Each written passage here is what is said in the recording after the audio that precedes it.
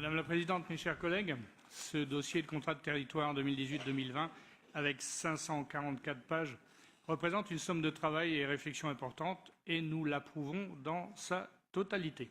Mais, néanmoins, tous les projets ne se valent pas et leur traitement est souvent orienté, voire simplement politique, c'est évident.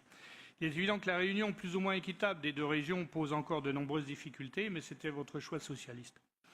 Votre politique d'aménagement du territoire commence en première phrase par « accueil de nouveaux actifs et de population » et nous savons comment elle est traduite en langage actuel. Aquarius. Merci, merci la gauche. Merci, merci. Je poursuis, c'est la démocratie. Nous y préférerions, Madame la Présidente, l'amélioration des conditions de vie des populations locales. Transition énergétique, bien sûr, commençant par l'économie de l'énergie, avant des choix éminemment contestables tels que l'éolien, qui est en passe de devenir l'amiante des années 2050. Des liaisons douces et du tourisme vert sont bien sûr programmés dans ces différents contrats, mais cela se concrétise souvent par l'expression, je ne sais pas si vous connaissez ça dans les grandes villes, c'est mettre la charrue avant les bœufs, c'est-à-dire des voies douces pour les visiteurs peu nombreux qui se promèneront au milieu d'une population sans médecin, ni services postaux, ni épicerie locale, et qui laisseront par terre la peau du saucisson acheté dans le supermarché de la grande ville avant de partir, si ce n'est pas la canette de bière. Voilà qui va ravir les autochtones qui n'ont pas de couverture téléphonique ni d'Internet à débit suffisant. Certes, cette couverture est programmée, et M. Molinos n'est pas... Ah si, il est là pour l'écouter. Je sais qu'il y travaille, bien qu'il le prenne un petit peu légèrement. Enfin, nous l'attendions depuis très longtemps, avec la même devise en fronton de mairie, liberté, égalité, fraternité.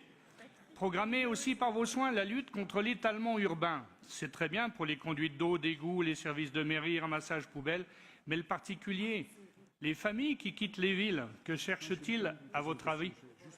Des immeubles, des bruits de tondeuses ou des bruits divers de centres urbains ou simplement de la place pour un jardin et pour le barbecue du samedi sans être contraint par un voisin de palier.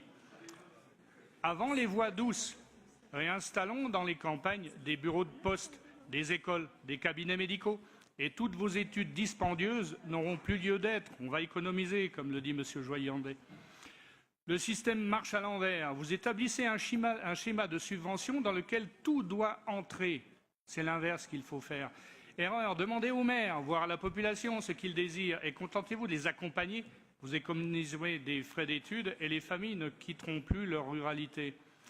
Le décalage existant saute aux yeux dès la lecture de votre texte officiel. La plupart des personnes au bénéfice desquelles ce contrat s'adresse ne déchiffreraient pas la moitié de ce que vous voulez leur dire. Vous l'avez compris, opposition ne signifie pas blocage, loin de là, et nous sommes là pour tenter de vous faire voir vos projets sous un éclairage qui vous échappe parfois. Aussi, que les fonds reviennent aux Français qui payent leurs impôts, nous satisfait malgré vos choix politiques critiquables. Pour cela, nous voterons ces différents contrats de territoire. Merci de votre attention à tous.